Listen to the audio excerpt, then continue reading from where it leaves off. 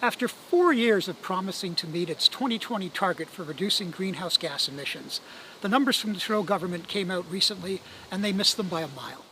In fact, to hit the 2020 target, Canada would have to shut down the equivalent of its entire electricity sector in 2020. So what did the government do, having failed to meet its 2020 target?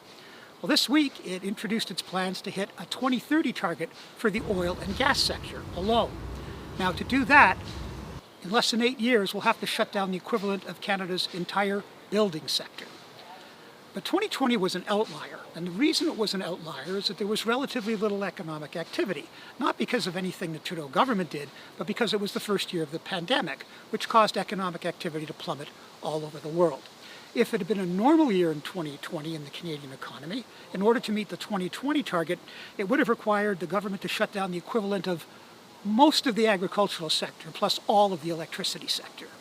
And I'm using those examples to show how hard it is to lower greenhouse gas emissions. This is not something that's easy to do. It's also why no Canadian government in 34 years has ever hit a target since the first one was set by the Brian Mulroney Conservative government in 1988. So that is 34 years of setting targets and missing them. The difference is that as of 2019, all of us as Canadians are paying taxes as part of the effort to lower greenhouse gas emissions. So what's happened there? Well, earlier this year, the Parliamentary Budget Officer said in the 4 provinces where Trudeau imposed his carbon tax, Ontario, Alberta, Saskatchewan, and Manitoba, most people are now paying more in carbon taxes than they get back in carbon tax rebates that the government started sending out this year.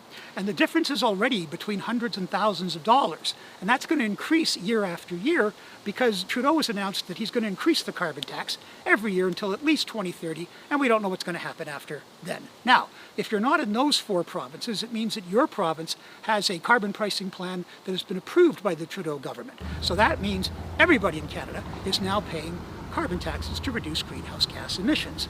Except it's not working, or it's not working efficiently enough to make a dent in greenhouse gas emissions. And that's true not only in Canada, but it's true around the world.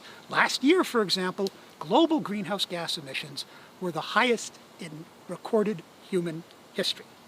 And what all of that suggests is that whatever else governments are doing to lower greenhouse gas emissions, you can't fix the climate with a tax. I'm Lorrie Goldstein of Sun Media. We're always interested in hearing your views, and please follow us on Facebook, Twitter, and our YouTube channel.